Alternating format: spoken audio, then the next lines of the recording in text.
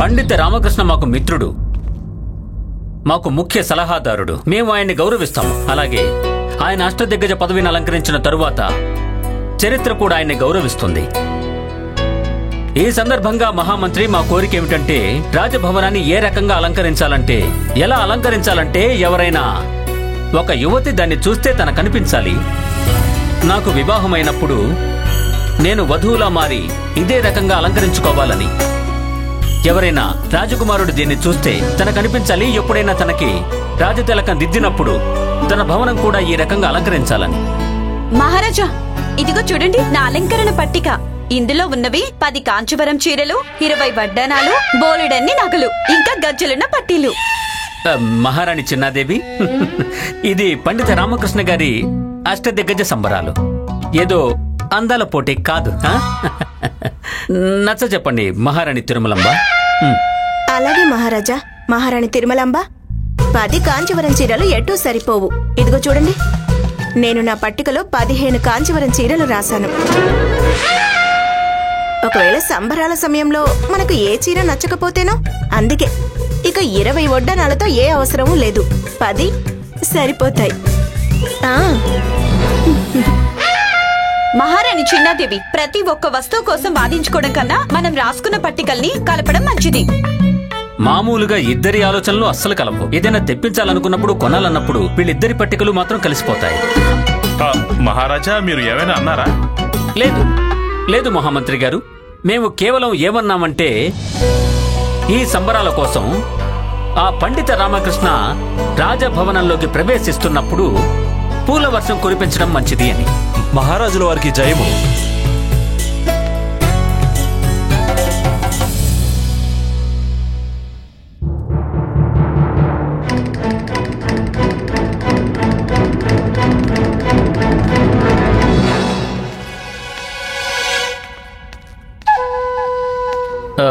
మహారాణి చిన్నాదేవి, మహారాణి తిరుమలంబ, మీరు వెళ్ళండి. లోపల మీ గదిలోకి వెళ్లి మీ పట్టికల్ని కలుపుకోండి. అలాగే మహారాజా, రండి. మేము తెప్పిస్తాము.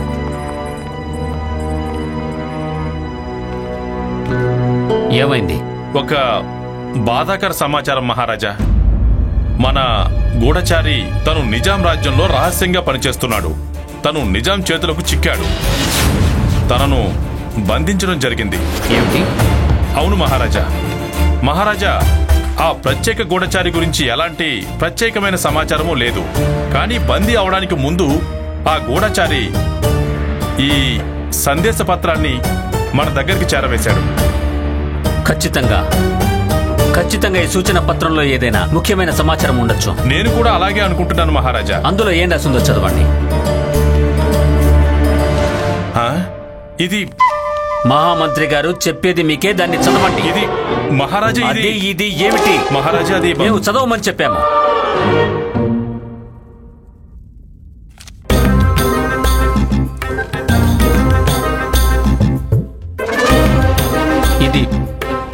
ఇది ఏ భాషలో రాశారు? మహారాజా, నాకిది తెలుసు.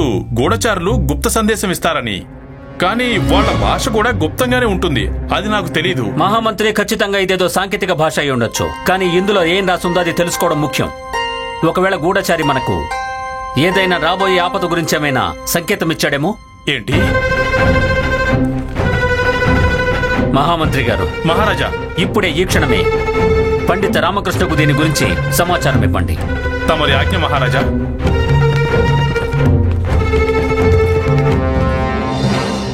నాకు చాలా సంతృప్తిగా ఉంది. చూడు బాలక, కాదు బీర్బల్, చూడు ఏంటంటే మేము దాదాపుగా తపస్సులం అయిపోయాం. ఇందాక మీరు మాకు భోజనం పెట్టారు కదా, ఆ భోజనానికి బదులు మీకు ఇవ్వడం కోసం మా దగ్గర ధన్యవాదాలు తప్ప ఇంకేమీ లేవు. ధన్యవాదాలు. ధన్యవాదాలు. బీర్బల్ గారు, మీరు పని చేయండి. మా గురువు గారికి దయచేసి బయటపడే దారి చూపించండి. ఏంటి? ధని అన్నదానికి అర్థం ఏంటంటే అడవిలోంచి బయటకెళ్లే దారి చూపించమని. అర్థమైందా? అవును. మీరు ఏ దారిలోంచి నడుస్తూ అడవిలోకి వచ్చారో అదే కదా బయటికి కూడా వెళ్తుంది. మాకు అదే చూపించండి చాలు. అది నేను గుర్తుపెట్టుకోను. మీ జ్ఞాపక శక్తి ఏమైనా గడిచిపోయిన కాలమా మళ్ళీ తిరిగి రాకపోవడానికి గుర్తు చేసుకోవడానికి ప్రయత్నించండి. అదే గుర్తొస్తుంది. నాకు గుర్తు చేసుకోవాల్సిన అవసరమే లేదు. ఒకవేళ వచ్చినా నేను కొత్త దారి వెతుక్కుంటాను. ఈ కొత్త దారి వెతుక్కోవడానికి కొత్తగా కష్టపడ్డం ఎందుకు? సరే ఇది చెప్పు, ఇక్కడ క్రూర జంతువులున్నాయా? రాజగురువు గారు, ఇది అడవి, మరి క్రూర జంతువులు ఎలాగో ఉంటాయి కదా. వినండి, ఏదైనా శబ్దం వినిపిస్తోందా? వినిపిస్తోంది. అంటే ఏదో క్రూర జంతువు చుట్టుపక్కల. ఎక్కడుంది? కనిపించడం లేదు కదా. గురువు గారు, ఆయన ఏమన్నారంటే క్రూర జంతువు ఈ చుట్టుపక్కలే ఉంది అన్నారు. మీ కళ్ళెదురుగా ఉందని కాదు.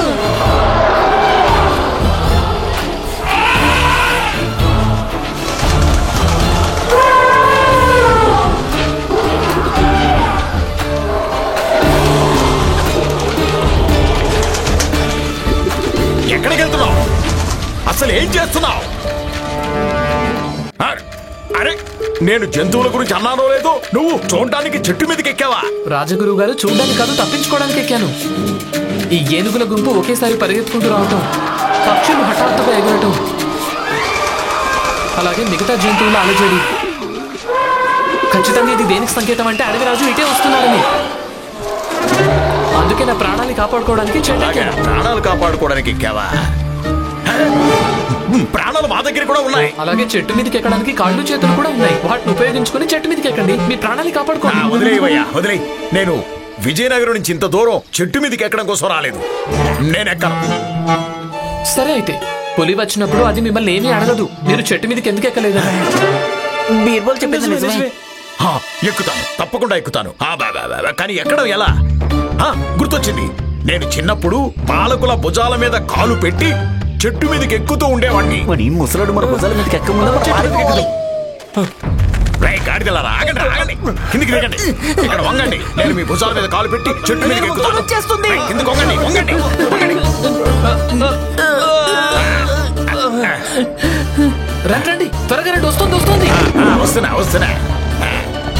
చెట్టు మీదకి ఎక్కేసాం గురువు గారు. శివ శివ శివ శివ శివ శివ శివ శివ శివ శివ శివ శివ శివ శివ శివ. మీలో ఎవరికైనా ఏదైనా రక్తం కారుతున్న గాయం ఉందా? లేదు. ఇందాక మేము అడవిలో చూస్తుంటే నా కాలుకి ఒక ముళ్ళు గుచ్చుకుంది, అలాగే కొంచెం రక్తం కూడా కారింది. అయితే మీరు మంచి పని చేశారు, చెట్టు మీదకి ఎక్కి మీ ప్రాణాలు రక్షించుకున్నారు. ఖచ్చితంగా ఆ పులి మీ రక్తం వాసన చూసే ఇటు వస్తున్నట్టుంది. పులికి మనుషుల రక్తాన్ని వాసన చూసే శక్తి చాలా ఎక్కువగా ఉంటుంది. నువ్వు తర్క వితర్కాలు ఎలా చేస్తున్నావంటే తమరి తాత ముత్తాతలు అడవిలోనే ఉండేవాళ్ళు అన్నట్టుగా. కానీ పులి ఇంతవరకు ఎందుకు రాలేదు? పులి కోసం ఎదురు చూస్తున్నాడు. అదేదో ఇద్దరు మిత్రుడు అన్నట్టుగా.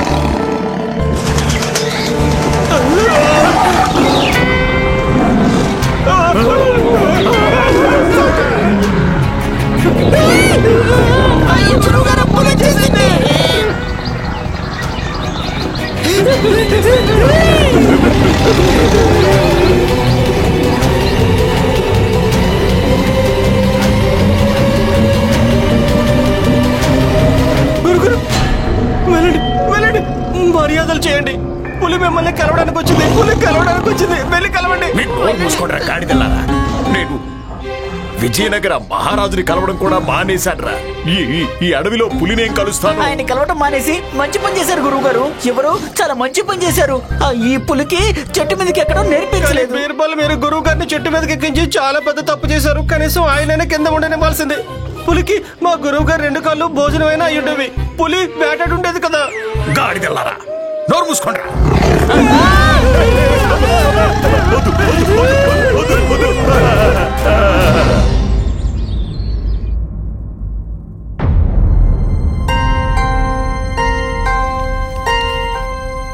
మహారాజా, ఇందులో ఏదైతే రాసుందో అది నాకు పరిచయం ఉన్న లిపిలో మాత్రం లేదు. ఇది ఒక సంకేత సందేశం పండిత రామకృష్ణ. అవును మంత్రి గారు, నిస్సందేహంగా ఇదొక సందేశమే. పండిత రామకృష్ణ, అన్నిటికంటే బాధాకరమైన విషయం ఏమిటంటే దీన్ని ఏ గూఢచారి పంపించాడో తను మనందరికంటే తెలివిగల నమ్మకస్తులైన గూఢచారిలో ఒకడు. ఈ పత్రంలో ఏ సందేశం ఉందో పండిత రామకృష్ణ, దాన్ని మేము ఇంతవరకు అర్థం చేసుకోలేకపోయాం. అది ఖచ్చితంగా ఏదో హెచ్చరికే. లేకపోతే ఏదైనా రాబోయే ఆపదకు సంకేతం ఉందనిపిస్తోంది. పండిత రామకృష్ణ, సందేశంలో ఏ సంకేతం ఉందో, తనేం చెప్పాలనుకుంటున్నారో అది మనకు చాలా త్వరగా తెలియడం ముఖ్యం. అలాగే మహారాజా, నాకు మీ ఆందోళన అర్థమవుతోంది. అలాగే పరిష్కరించలేని చిక్కుముడంటూ ఏది ఉండదని కూడా నాకు తెలుసు. కానీ దీని రహస్యం తెలుసుకోవడానికి నాకు కొంచెం సమయం పడుతుంది. ఈ జటిల సందేశాన్ని అర్థం చేసుకోవడానికి ఇంతవరకు మన దృష్టి చేరుకోని చోటు దాకా చేరుకోవాల్సి ఉంటుంది. నాకు దీని అర్థం తెలియగానే నేను మీకు మొత్తం వివరంగా చెప్పేస్తాను. అలాగే పండిత రామకృష్ణ, కానీ ఒక విషయం గుర్తుంచుకోండి. ఈ పనికి మీరు ఎక్కువ సమయం తీసుకోవడానికి వీల్లేదు. వీలైనంత త్వరగా దీనికి అర్థం వెతకండి. లేదంటే అర్థాన్ని వెతకడానికి ముందే ఒకవేళ ఏదైనా అనర్థం జరిగిందంటే అది రాజ్యానికి చాలా హానికరం కాగలదు. గుర్తుంచుకోండి.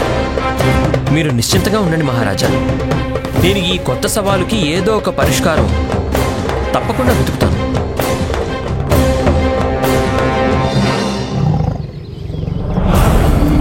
అదిగో చూడండి, మనల్ని చెట్టు మీదకి ఎక్కించి ఎలా కూర్చుందో.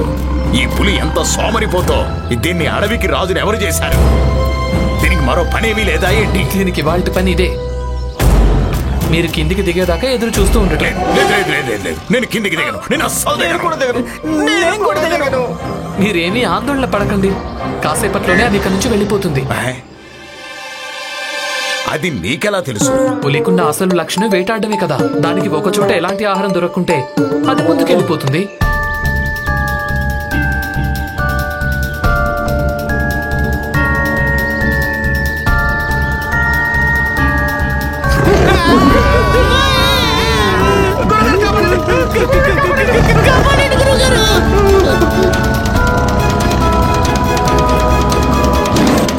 వెళ్తోంది వెళ్తోంది వెళ్తోంది.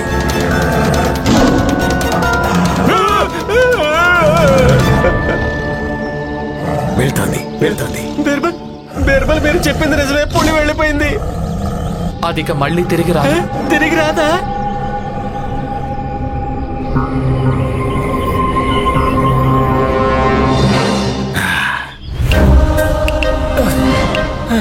గురుగారు, మీరు ఒక విషయం ఆలోచించారా? ఏంటది? ఈ బీర్బల్ కు మీ గురించి అన్ని విషయాలు తెలుసు. అన్ని విషయాలు. అది మిమ్మల్ని చూడకుండానే. పైగా ఈ రోజు పులి నుంచి కూడా తప్పించుకున్నాం తన కారణంగానే. అంటే దీని అర్థం ఇతను పండిత రామకృష్ణ కంటే చాలా గాడిదల్లారా. మీరిద్దరూ రామకృష్ణ తెలివిని తలకెక్కించుకున్నట్టున్నారు. అందుకే ఇప్పుడు అతని గురించి కూడా అలాగే అనుకుంటున్నారు.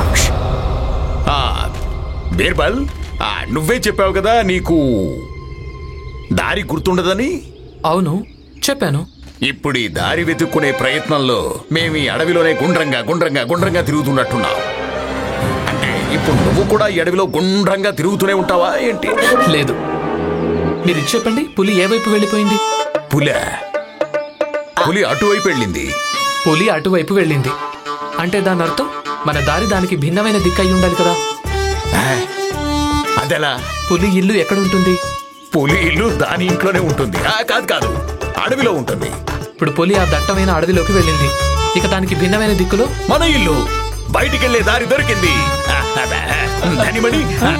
ధనిమణి, ఇది నేను ముందే ఎందుకు ఆలోచించలేదు? వదిలేండి గురువుగారు, మీకు గుర్తులేదు. ఇవన్నీ చాలా చిన్న చితక విషయాలు. వీటిని మీరు ఎప్పుడు పట్టించుకోలేదు, ఎప్పుడు వీటి గురించి ఆలోచించలేదు. ఎన్ని విషయాల గురించి పశ్చాత్తాపడతారు మీరు? ఇది తపస్సు చేసే సమయం. మీరు తపస్సు చేయండి చాలు.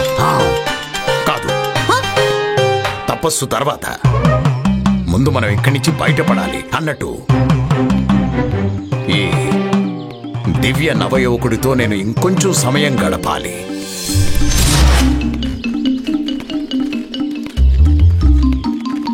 అద్భుతం, దారి దొరికింది.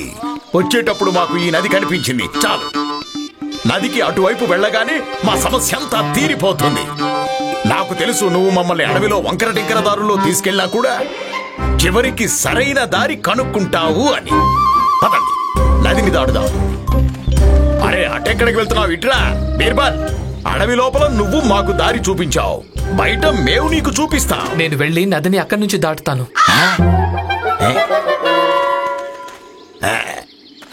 ఏంటి అప్పుడప్పుడు అతి తెలివైన వ్యక్తి కూడా ఎలాంటి పిచ్చి పనులు చేస్తారంటే మూర్ఖులకు కూడా సిగ్గనిపిస్తుంది. మీ ఇద్దరికి సిగ్గనిపిస్తోంది కదా? మీ మూర్ఖులం కాదు కదా మీరు గురువు గారు. మూర్ఖులేరా? పదండి పదండి.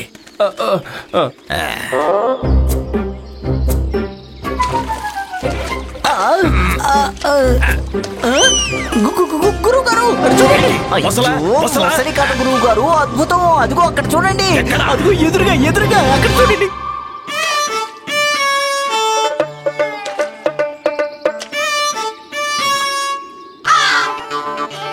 తను నీటి మీద నడుస్తున్నాడు.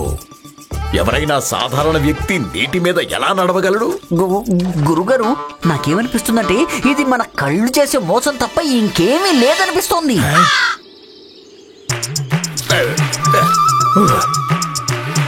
బీర్బల్! నువ్వు నీటి మీద నడుస్తున్నావా? నడవడం ఏంటి రాజగురువు గారు? నేను నీటి మీద ఆడగలను కూడా. ఇదిగో చూడండి. తను ఆడుతున్నాడు. బాగా ఆడుతున్నాడు. జాగ్రత్తగా చూడండి రాజగురువు గారు, నేను నీటి మీద నడవట్లేదు. ఇక్కడ నీళ్ల కిందే చిన్నపాటి రాళ్ల కట్టడం ఉంది. అది సరిగ్గా నీటి కిందే ఉంది. నేను దాని మీదే నడుస్తున్నాను. ఓ అలాగా. కానీ నువ్వు ఈ ప్రాంతంలో ఉండేవాడివి కాదు కదా. అక్కడ కట్టడం ఉన్నట్టు నీకెలా తెలిసింది? చాలా తేలిక రాజగురువు గారు. ఇదిగో ఈ నది అలల్ని చూడండి. ఇక్కడికొచ్చి గుద్దుకుని బలహీనపడటం లేదా? ఇవి ఇక్కడే గుద్దుకుని ఆగిపోతున్నాయి. అంటే ఇక్కడ నీళ్లు లోతుగా లేవని. మరి నువ్వు మాకు ముందే ఎందుకు చెప్పలేదు? ఎందుకంటే మీరు అడగనే లేదు. నేను అడగలేదు కదా గురువు గారు. ఇదిగో మహానుభావా, నాకొక విషయం అర్థం కాలేదు. మీరు మీ పాదరక్షలు ఎందుకు తీయలేదు? అందరూ తరచుగా నది దాటుతున్నప్పుడు తమ పాదరక్షలు తీసేస్తూ ఉంటారు కదా. పాదరక్షలు తీసేయండి బీర్బల్ గారు. అందరూ తీస్తారేమో, కానీ నేను తీయను. ఎందుకు? ఎందుకంటే నేను నా పాదాల్ని రక్షించుకోవాలి, పాదరక్షల్ని కాదు.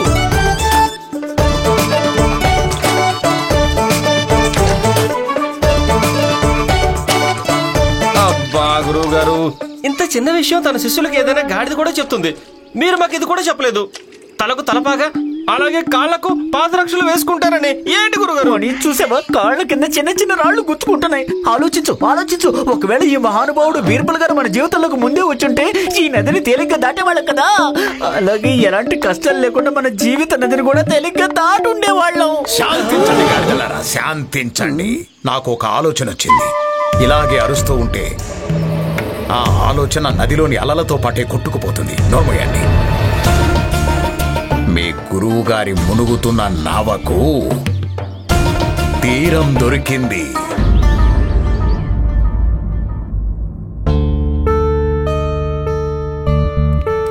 లామా, నీకు అష్టదిగ్గజ పదవి ఇచ్చినప్పుడు అప్పుడు నేను కూడా నా కొత్త గంటలు ముగిస్తాను, చాలా గట్టిగా. అలాగే మోగించుకో కానీ ఇప్పుడు నా మెదడులో గంటలు బాగా మోగుతున్నాయి. అందుకని నువ్వు ఈ గంటల్ని శాంతంగా ఉంచు, సరేనా? నన్ను ప్రశాంతంగా ఆలోచించుకోనివ్వు.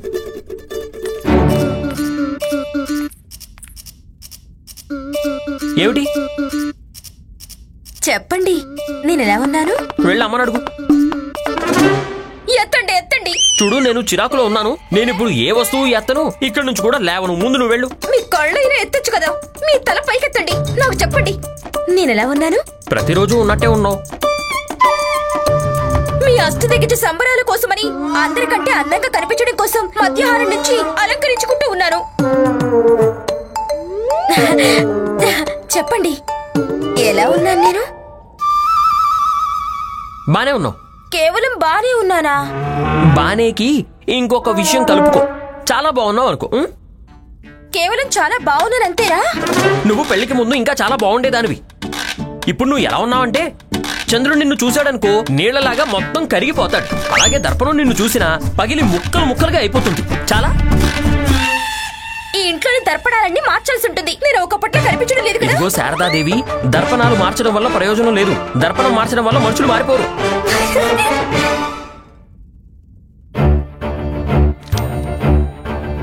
శారదా, దర్పణం ఎక్కడుంది? నేను తనని నా వెంట విజయనగరానికి తీసుకువెళతాను. అలాగే దర్బారులో రామకృష్ణ పండితుడి ఎదురుగా నిలబెడతాను. తనకు వ్యతిరేకంగా నిలబెడతాను. తెలివితేటల్లో ఇతని దగ్గర బ్రహ్మాస్త్రం ఉంది. ఎలా అలాంటి బ్రహ్మాస్త్రం అంటే దాన్ని దేవతలు కూడా ఎదుర్కోలేరు.